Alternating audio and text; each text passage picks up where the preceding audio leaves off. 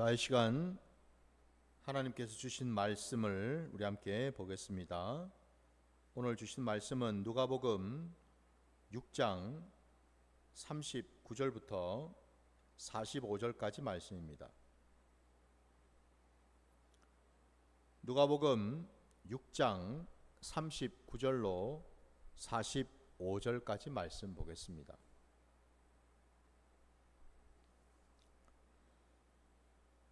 또 비유로 말씀하시되 맹인이 맹인을 인도할 수 있느냐? 둘이 다 구덩이에 빠지지 아니하겠느냐?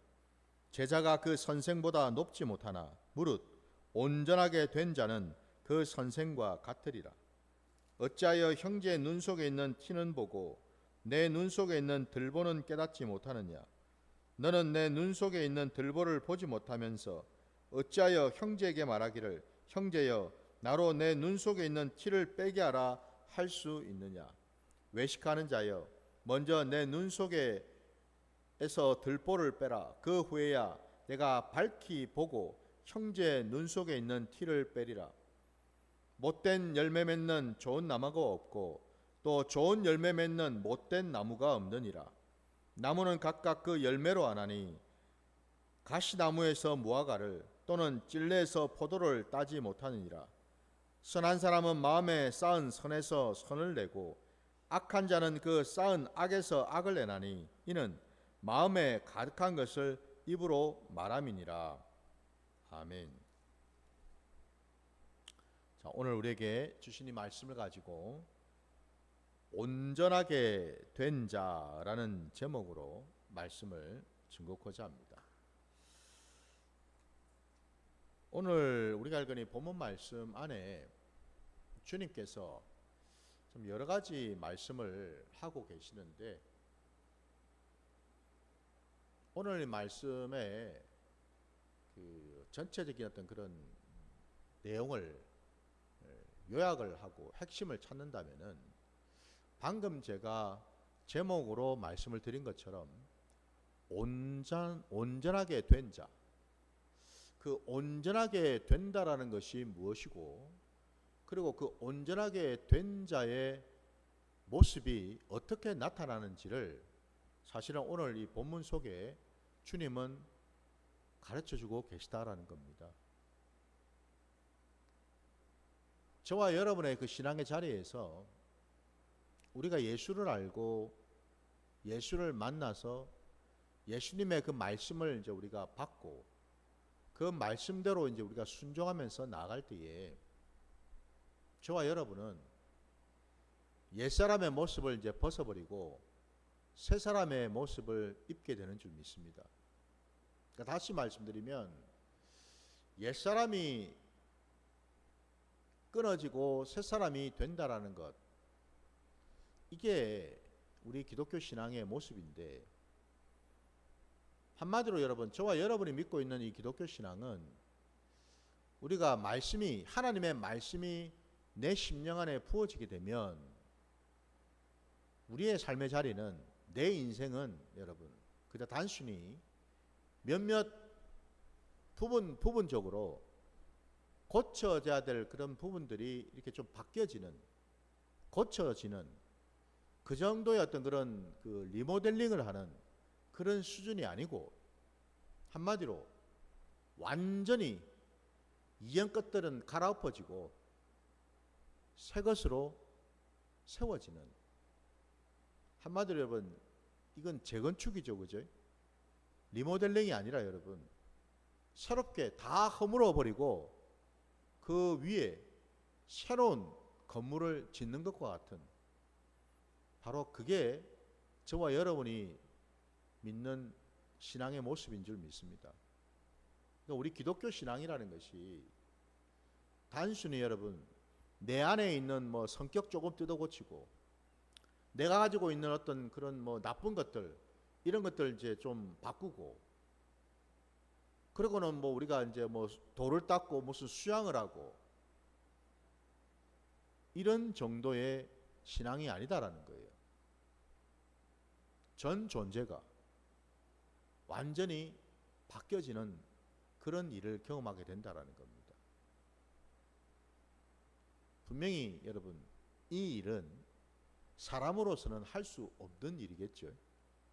왜냐하면 사람은 여러분 아무리 자기가 자기 자신을 안다고 해도 한계가 있고 제한될 수밖에 없지 않겠습니까? 그죠?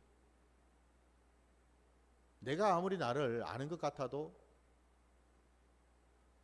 모르는 구석이 너무나 많다라는 것을 우리는 삶의 자리에서 종종 경험하는 것을 보지 않습니까?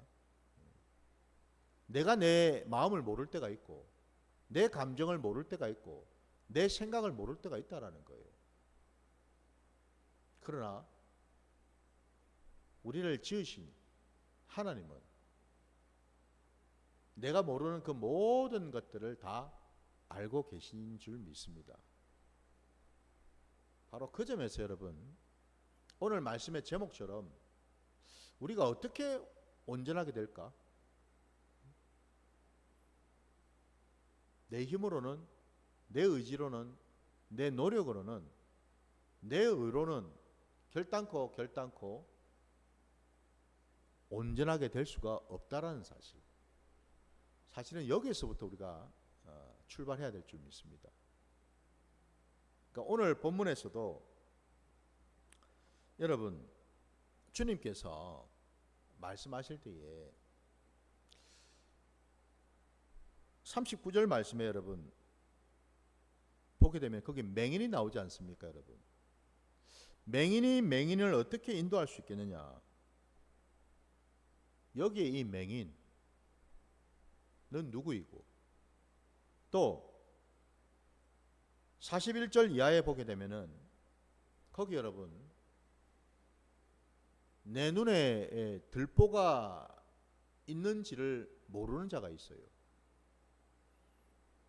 이 자는 형제 눈에 있는 티는 보고서 그 티를 빼주겠다고는 하지만은 놀랍게도 자기 눈에 있는 그 티하고는 비교할 수 없는 그 어마어마한 그 들보가 있는지를 모르더라는 거죠. 그죠?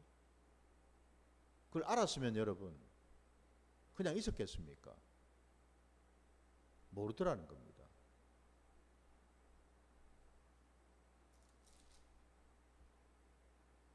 바로 그 점에서 여러분 내가 과연 맹인인가 맹인이 아닌가, 내 눈에 들보가 있는가 없는가를 어떻게 알 수 있을까? 내 힘으로는 내 의지로는 알 수가 없더라 이 말입니다. 많은 사람들이 이 맹인이라는 말 앞에서 생각하기를 나는 눈이 밝은데 나는 다 볼 수 있는데 내 눈은 건강한데 주님이 지금 말씀하시고 있는 이 눈은 어떤 눈일까? 육신의 눈이 아니겠죠. 그죠? 주님이 늘 말씀을 하시고 그 끝자락에 늘 습관적으로 반복해서 하신 말씀 가운데 하나가 들을 귀 있는 자는 들을지어다라는 말씀을 하시는 걸 우리가 알 수 있습니다. 그때 주님이 말씀하시는 이 들을 귀도 이게 무슨 귀일까?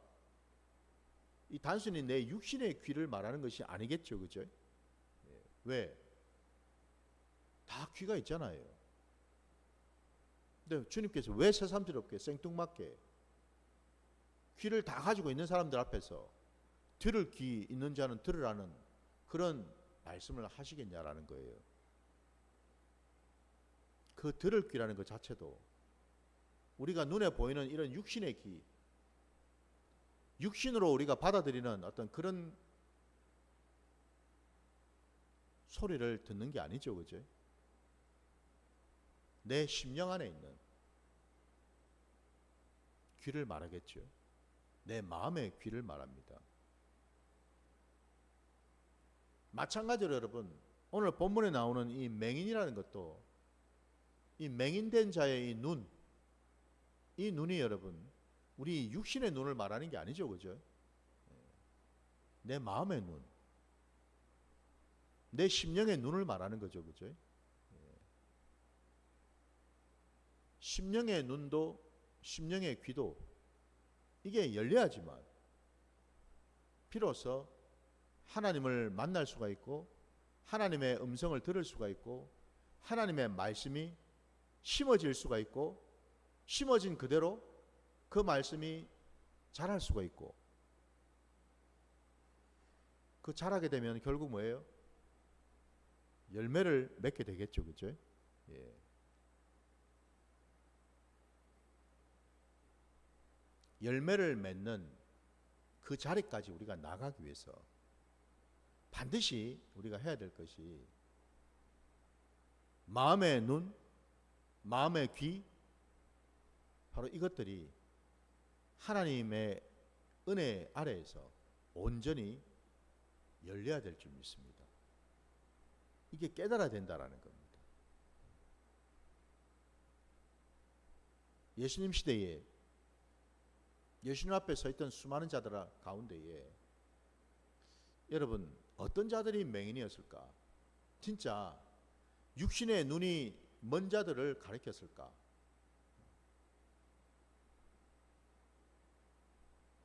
차라리 여러분 육신의 눈이 멀어서 보이질 않으면은 우리 주님께서 만지셔서 그들의 육신의 그 눈 뜨게 해주셨습니다. 보게 해주셨다고요, 여러분. 근데 참 문제가 뭐냐?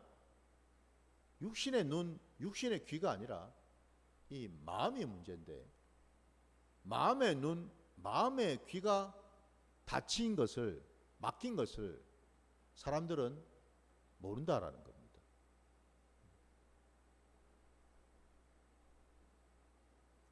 주님이 주신 말씀은 여러분 영으로 주신 말씀인 줄 믿습니다. 내가 너에게 이런 말이 영이고 생명이라 말씀하시죠. 그죠? 육은 무익하다고 말씀하셔요. 지금 오늘 이 말씀도 주님이 하신 말씀이기에 이 말씀도 영으로 주신 말씀이겠죠. 그죠? 육으로 주신 말씀이 아니다라는 겁니다. 여러분. 곧 영으로 내 심령 안에 말씀이 부어질 때에 내 눈이, 내 귀가 온전한지 그렇지 못한지를 알게 된다라는 거예요. 그러려면 여러분 영이 내 속사람이 살아있어야 되겠죠. 그죠? 깨어있어야 되지 않겠습니까? 내 영이 여러분 내 속사람이 깨어있을 때 비로소 우리는 주님의 음성을 제대로 정확하게 들을 수가 있거든요. 주님을 제대로 볼 수가 있거든요. 그 예수님 시대에 예수님을 그렇게 대적하고 예수님을 죽이려고 했던 여러분 그 시대의 그 바리새인들 장로들과 종교 지도자들을 한번 생각해 보시기 바랍니다. 그들의 눈은 그들의 귀는 어땠을까?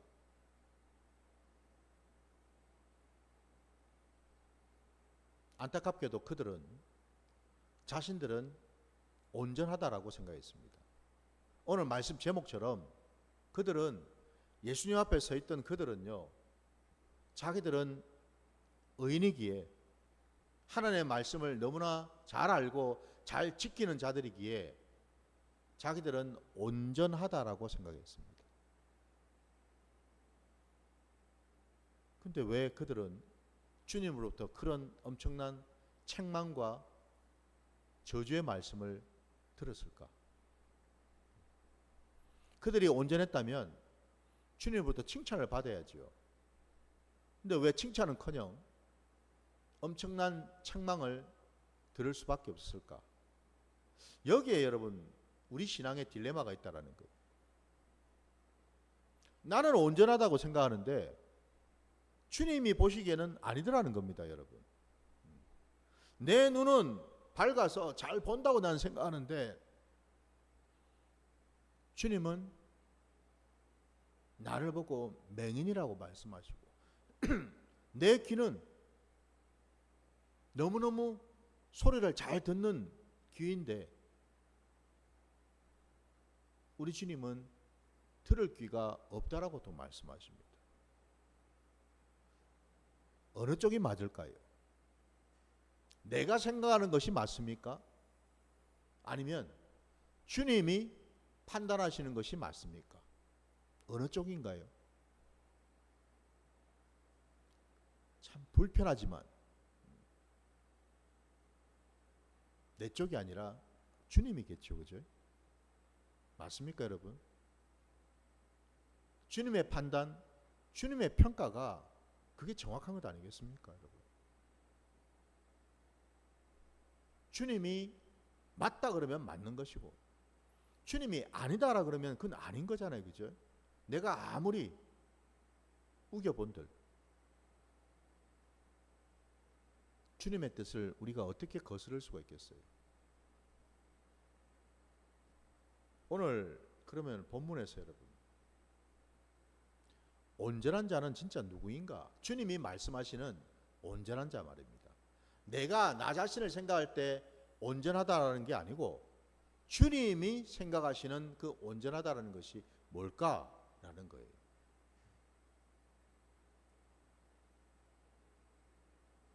그들이 왜 맹인이 될 수밖에 없었을까? 그 뒤에 이미 답이 나왔죠, 여러분. 그들이 맹인이 될 수밖에 없었던 까닭은 그들의 눈에 뭐가 있었기 때문에요? 들보가 있었기 때문 아닙니까, 여러분? 들보가 그 눈을 덮고 있으니 볼 수가 없죠, 제대로. 볼 수가 없어요. 도대체 그 들보가 뭘까, 그러면? 그 들보가 다름이 아니라 바로 내가 만들어 놓은 것들이겠죠. 내 의가 만들어 놓은 것들, 내 열심으로 만들어진 것들, 내 공로로 만들어진 것들, 내 인간적인 어떤 그런 것들로 만들어진 것들요. 그게 사람의 유전이 될 수 있고 사람의 전통이 될 수 있고 종교적인 어떤 그런 틀이 될 수 있고 이것들이 다 뭐예요? 내 눈을 덮고 있는 들보더라 이 말입니다, 여러분.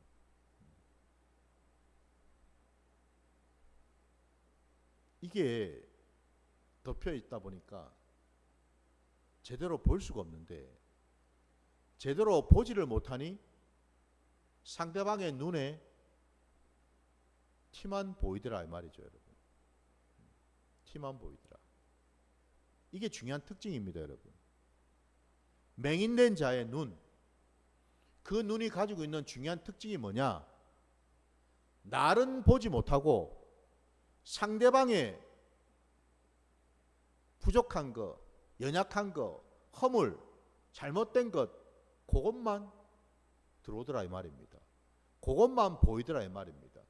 그게 맹인된 자의 눈이더라는 거예요. 어떻습니까, 여러분? 저와 여러분의 눈은 지금 어떤 눈인가를 한번 돌아봐야 될 줄 믿습니다. 나는 지금 뭘 보고 있는가? 어디에 집중하고 있는가?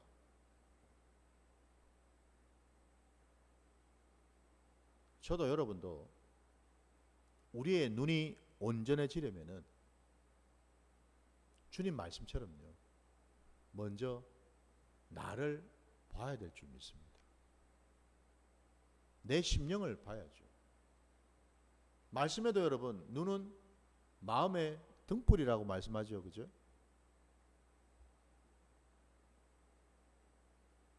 눈이 밝으면 온몸이 밝지만 눈이 어두우면 온몸이 또한 어두울 수밖에 없다라고 분명히 말씀하지 않습니까? 바로 그 눈 말입니다, 여러분. 그러니까 결국 저와 여러분이 가져야 될 눈은 육신의 눈, 내가 만든 눈이 아니고 주님을 통해서 주님 때문에 주님의 그 말씀으로 인해서 만들어진 눈이겠죠. 그 눈이 뭔 눈이겠어요? 옛사람의 눈이 아니라 새사람이 갖게 될 눈이겠죠. 그죠? 믿으십니까? 거듭난 자의 눈이죠. 그게 바로. 그 주님 오늘 말씀하지 않습니까, 여러분? 네 눈에 있는 들보부터 먼저 빼내라고. 그럼 여러분 생각해 보십시오. 아니 그게 눈에 훤히 보이고 안다면은 누군들 그걸 안 뺄려 하겠습니까? 근데 주님이 이렇게 말씀하신 데에는 어떤 의미가 있어요? 그동안 내 눈에 그런 큰 들보가 있는 것조차도 모르고 살았다는 것 아니겠습니까? 그죠? 몰랐다라는 거예요. 알면 했겠죠. 빼냈겠죠. 근데 몰랐다라는 겁니다. 왜 몰랐을까요? 주님을 온전히 만나지를 못했기 때문에 그렇겠지요. 그래서 제가 서두에 말씀드리지 않았습니까? 우리 신앙은 여러분 내가 뭘 할 수 있는 신앙이 아니다라고요. 주님이 은혜 부어주시고 주님이 만나주시고 주님이 보여주시고 주님이 깨닫게 주셔야지만 우리는 제대로 볼 수 있고 제대로 깨달을 수 있고 제대로 나갈 수가 있다는 사실이죠. 내 눈에 있는 들보가 보이질 않았던 까닭은 내가 주님을 만나지 못했기 때문이었다라는 사실입니다. 그러니 여러분, 이제는 저와 여러분이 무엇에 우리가 집중하고 무엇에 관심을 둬야 될까? 그건 다름이 아니라 바로 주님에게 집중해야 되겠지요. 주님에게 나가야 되겠죠, 여러분. 왜? 주님을 통해서 우리는 내 눈에 있는 들보를 보게 되거든요. 주님께서 보여주시고 주님께서 가르쳐 주시고 주님께서 깨달아 주실 때 우리는 비로소 내 눈에 있는 들보가 보여지거든요. 바로 그 점에서 저와 여러분은 여러분 주님이 함께하지 않으면요 우리는 아무것도 할 수 없을 뿐더러 주님이 계시지 않으면 나는 나 자신을 도무지 알 길이 없다라는 것입니다. 여러분. 나를 알 수가 없어요. 여러분은 어떻게 생각하십니까? 여러분은 자기 자신을 너무너무 잘 알고 계십니까?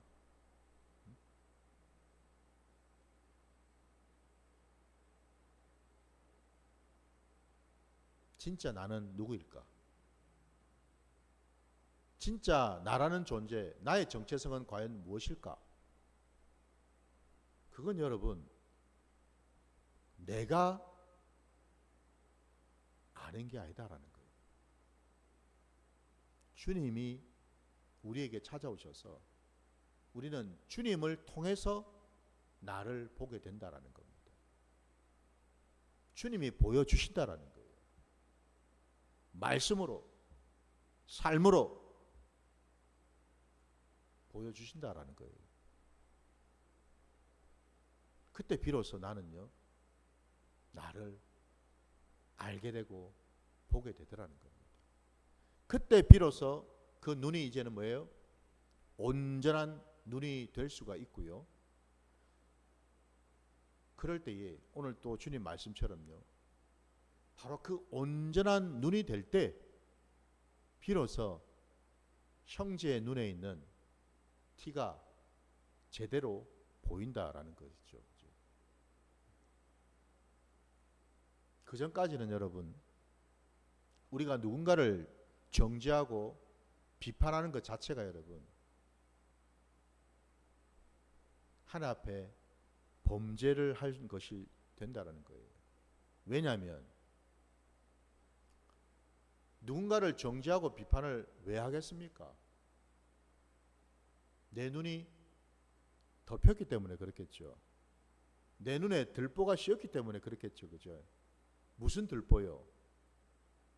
그 상대방에 대한, 그 형제와 그 자매에 대한 내가 만들어 놓은 선입견, 편견, 오해, 내 고집, 내 주장, 내 경험, 이런 것들이 똘똘똘 뭉쳐서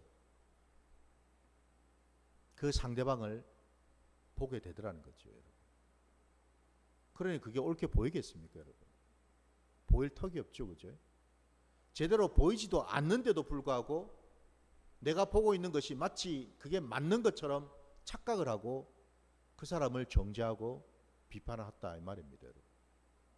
그래서 그게 하나님 앞에 죄가 된다라는 겁니다. 제대로 보지도 못하면서, 제대로 알지도 못하면서 정죄하고 비판했다라는 겁니다. 그래서 항상 여러분, 저와 여러분이 믿는 기독교 신앙은요, 하나님의 그 말씀이 부어질 때에 그 말씀이 어디로 부어져야 되겠습니까? 바로 내 심령으로 부어져야 되겠죠. 내게 부어져야죠. 다른 사람이 아니에요, 여러분. 먼저는 내게 부어져야 됩니다. 내게 부어져서 내가 먼저 돌이키고, 내가 먼저 은혜 받고, 내가 먼저 회개하고, 내가 먼저 위로받는 이 일이 일어나야 되는 줄 믿습니다. 이게 여러분 온전한 자의 모습이에요. 많은 사람들이 착각합니다. 온전하다 그러니까 마치 무슨 완벽한 것처럼, 퍼펙트한 것처럼 모든 것이 잘 갖춰져 있고, 그 어떤 것도 부족함이 없는 어떤 그런 상태. 여러분, 그런 상태가 어디가 있어요? 누가 하나님 앞에서 온전하겠습니까? 누가 완전한 자가 있겠어요? 없죠, 여러분. 그 온전함이라는 것 자체도요, 내가 판단하고 평가하는 게 아니라 하나님이 우리를 판단하고 평가하는 것인 줄 믿습니다. 내가 온전할 수 없고, 내가 나를 온전하니 온전하지 않니라고 판단할 수 없다라는 것. 주님만이 우리를 판단하실 분인 줄 믿습니다. 자, 그래서 여러분, 오늘 분명히 이 본문에도 나오고 있는 것처럼 주님은 자기 눈에 있는 들포도 보지도 못하면서 그 형제 눈에 있는 그 티를 보고서 티를 빼주겠다라고 얘기하는 그 자를 향해서 오늘 우리가 읽은 이 본문 42절 말씀을 보게 되면 외식하는 자라고 말씀하고 있어요. 그는 외식하는 자입니다. 왜? 자기를 볼 수 없는 자이기 때문에. 자기는 볼 수 없으면서 상대방을 자꾸만 보려고 하는 자이기 때문에. 자기 눈에 들보가 있어서 상대방을 제대로 보지도 못하면서 정확하게 볼 수가 없는 지금 상태인데도 불구하고 마치 잘 보고 있는 것처럼 판단하고 정죄하고 있기 때문에 그 사람은 거꾸로 뭐예요?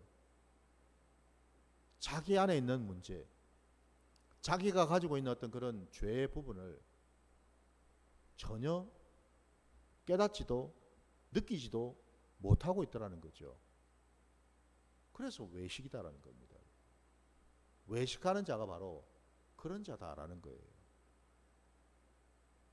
우리 신앙의 자리에서 우리가 바로 그런 모습으로 지금 나가고 있지는 않는가. 두 번째로 여러분, 온전한 자는 어떤 모습일까요?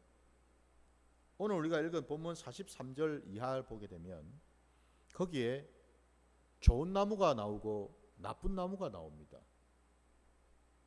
마찬가지로 여러분, 거기에 좋은 열매가 나오고 나쁜 열매가 나옵니다. 온전한 자의 모습은 누구일까? 당연히 좋은 나무이고 좋은 열매를 맺는 자이겠죠. 그죠? 나쁜 나무와 나쁜 열매.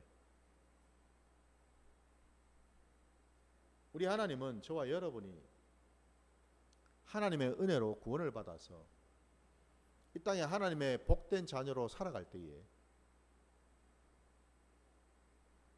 하나님은 우리를 통해서 영광 받기를 원하십니다. 그 영광을 어떻게 받으실까? 내 삶의 자리에서 나타나는 그 열매를 통해서 영광을 받으시겠지요.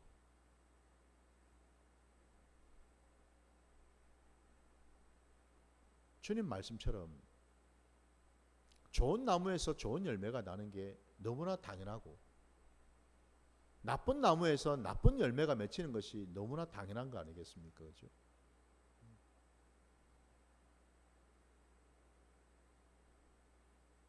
우리 하나님 아버지께서는 농부가 되셔서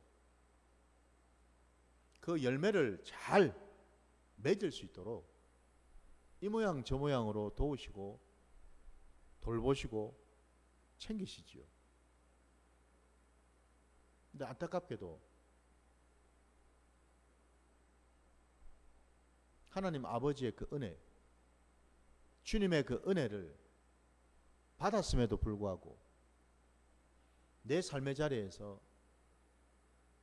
좋은 나무가 되지 못하고 좋은 열매를 맺지 못한다. 심지어는 아예 열매조차 맺지 못하는 그런 나무이다 라고 한다면은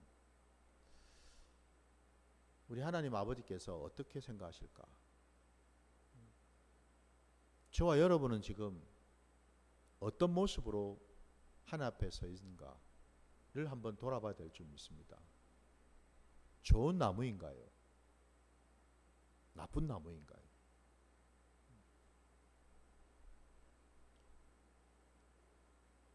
좋은 나무는 왜 그게 좋은 나무이고 나쁜 나무는 왜 나쁠 수밖에 없을까?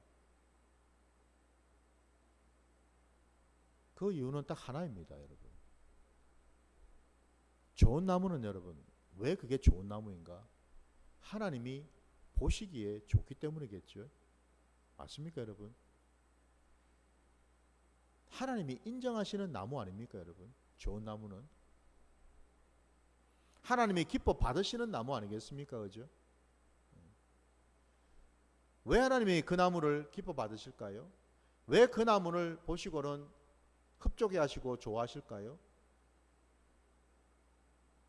그 나무는 오직 하나님의 은혜만을 구하기 때문에 그렇겠지요. 하나님이 공급해 주시는 것으로 살아가는 나무. 하나님이 이 모양 저 모양으로 붙들어 주시고 챙기시고 함께 하실 때에 오직 하나님을 의지하고 하나님을 의뢰하고 하나님이 공급해 주시는 그것으로 살아가는 나무. 그게 뭘까요, 여러분? 우리 시편에도 나오는 것처럼 여러분, 시냇가에 심겨진 나무, 그 나무가 좋은 나무 아닙니까, 여러분? 왜? 그 시냇가에 심겨진 나무는 잎이 늘 푸르지 않습니까? 싱싱하지요. 당연히 시냇가에 심겨진 나무는 물을 잘 받아서 생명이 계속해서 활발하게 움직이고 있으니 당연히 그 나무에는 풍성한 열매를 맺게 되겠지요. 그 시냇가에 심겨진 그 나무가 뭔 나무겠어요? 그 나무가 다름이 아니라 하나님의 말씀을 온전히 받아서 그 말씀 그대로 아멘이라 고백하고 순종하는 바로 그 나무 아니겠습니까, 여러분? 시냇가의 그 물이 바로 하나님의 말씀의 물 아닙니까?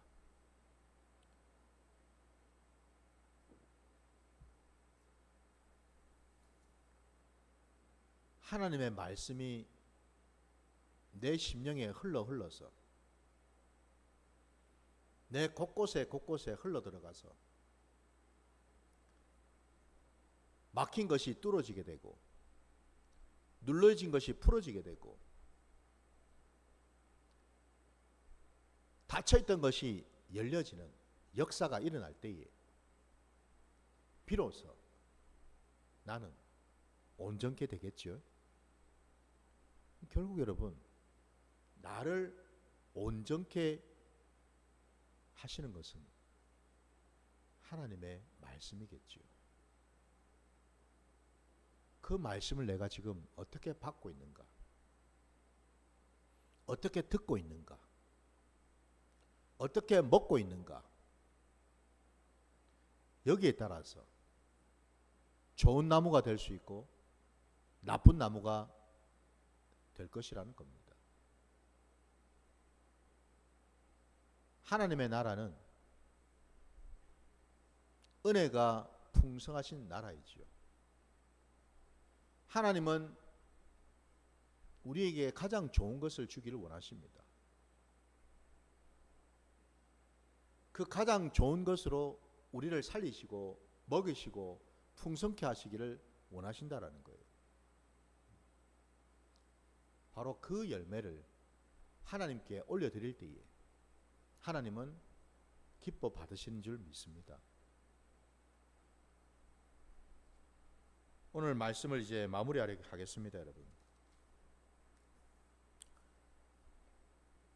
온전하게 된 자, 그 자는 여러분 하나님을 아는 자인 줄 믿습니다.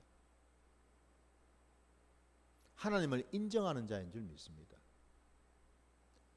하나님의 말씀이 내 심령에, 내 삶의 자리에 온전히 적용이 되고 그 말씀대로 순종할 때 비로소 나는 하나님이 원하시고 기뻐하시는 그 모습, 그 자리로 가게 되는 줄 믿습니다. 주님이 말씀하셨어요. 나를 믿는 자는 내가 있는 그곳에 그도 나와 함께 있을 것이라고. 온전한 자는 누구인가? 늘 주님과 함께 있는 자이겠지요. 주님과 동행하는 자입니다, 여러분. 왜? 주님이 공급해 주시는 것이 끊임없이 부어지고 받을 수 있는 위치에 있기 때문에 그렇겠죠. 그래서 주님이 말씀하셔요. 나는 참 포도나무요 너희는 가지라고. 가지가 나무를 떠나서는 아무것도 할 수 없다고 분명히 말씀하셨습니다. 아무것도 할 수 없다. 곧 온전할 수 없다라는 뜻이죠. 원리가 그렇다라는 겁니다. 주님에게 꼭 붙어 있는 그 자. 그 자가 온전할 수 있고요. 그 자가 자기 눈에 들보를 볼 수 있고요. 그 자가 맹인이 아니라 눈이 밝아져서 주를 볼 수 있고 주의 뜻을, 주님이 가시는 그 길을 온전히 함께 걸어가게 되는 줄 믿습니다.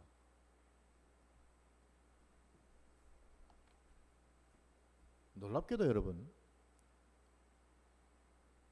우리 주님께서 당신을 가리켜서 내가 참 포도나무라고 하신 그 말씀이 요한복음 15장에 나와요. 근데 그 15장 앞과 뒤에 있는 14장과 16장에 보면은 뭐가 나올까? 어떻게 우리가 참 포도나무 되시는 그 주님에게 붙어 있는 가지가 될 수 있는지 그 방법에 대해서 14장과 16장에 걸쳐서 말씀하고 계셔요. 그 방법이 뭘까? 그게 바로 성령이더라는 겁니다. 나중에 여러분 한번 14장과 16장을 한번 보시기 바랍니다. 거기에 주님이 성령을 말씀하고 계십니다. 이 뭘 의미하겠습니까? 주님에게 붙들 수 있는, 곧 주님과 함께 주님이 인정하시는 온전한 자가 될 수 있는 유일한 방법은 오직 성령을 받고 성령님과 함께하고 성령의 이끌림을 받을 때 가능하다는 거죠. 그 유일한 방법을 보여주셨다는 겁니다. 그러니 이제 저와 여러분이 오늘 우리에게 주신 이 말씀을 붙들고 나갈 때에 우리가 정말 주님 앞에서 온전한 자의 모습으로 서기 위해서 어떻게 해야 되는지를 돌아보시고 결단하셔서 이제는 오직 성령님을 찾으시고 구하시고 두드리셔서 날마다 내 삶의 자리 가운데 성령님과 동행하는 그 훈련을 이어가시기를 주의 이름으로 축원합니다. 자, 오늘 말씀 여기까지 드리고 주신 말씀 붙들고 우리 기도하는 시간 갖겠습니다.